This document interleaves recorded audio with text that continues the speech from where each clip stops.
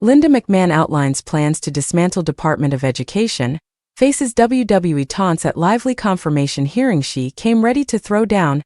Education Secretary nominee Linda McMahon faced hecklers who invoked her World Wrestling Entertainment Days and tough questions about her plans to abolish the department as she entered the political arena Thursday for a Senate confirmation hearing. Can you hear what Linda McMahon is cooking? It's a world without idea. Individuals with Disabilities Education Act. One demonstrator fumed as the former WWE co-founder began her opening remarks.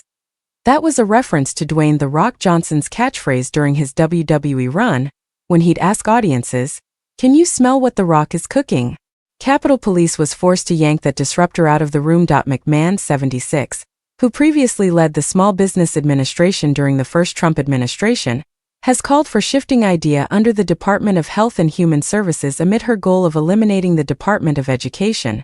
During a Senate Committee on Health, Education, Labor and Pensions (HELP) hearing, lawmakers peppered her with questions about the future of the department, given both her and President Trump's desire to see it abolished. Despite rumors of the Trump administration eyeing executive actions or other avenues to eliminate the department, McMahon clarified that she believes Congress would have to support it. "We'd like to make sure that we are presenting a plan that I think our senators could get on board with, and our Congress could get on board with, that would have a better functioning Department of Education," McMahon explained, adding that eliminating it certainly does require congressional action. She vowed to preserve certain key programs such as Title I funding for low-income institutions, Pell Grants and public service loan forgiveness. Trump, 78, has called the Department of Education a con job and said that his goal is for McMahon to put herself out of a job. Multiple senators asked McMahon about the impact of eliminating the Department of Education. Senator Susan Collins, Republican Maine, for example, asked about her state's TRIO programs, which support students with disadvantaged backgrounds. "If I am confirmed to be able to get in and assess programs, how they can have the best oversight possible, how we can really take the bureaucracy out of education," McMahon replied.